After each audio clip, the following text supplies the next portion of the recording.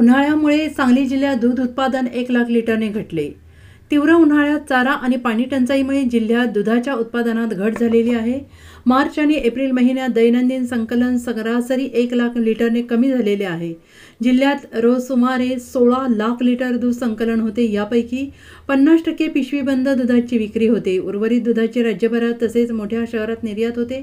दूध पावडर आणि बटर या दुग्धजन्य पदार्थांच्या निर्मितीसाठी वापर होतो.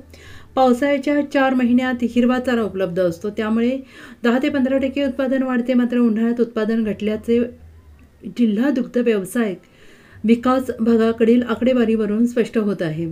तसेच जानेवारी-फेब्रुवारीमध्ये सुमारे 18,00,000 लिटर, मार्चमध्ये 17,00,000 लिटर आणि एप्रिल महिन्यात 16,00,000 लिटर दैनंदिन दूध उत्पादन झाले आहे.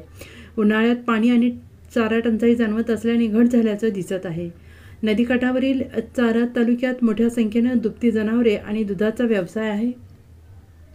दैनंदिन उत्पादनापैकी 60% गाईचं दूध आहे. यावर्षी तीव्र उन्हाचा परिणाम चाऱ्यावर आणि दूध उत्पादनावर झालेला आहे. सर्वाधिक संकलन चितळे, थोटे आदी 12 खाजगी दूध डेअरी, 17 मल्टीस्टेट दूध संघ दुधाचे संकलन करतात.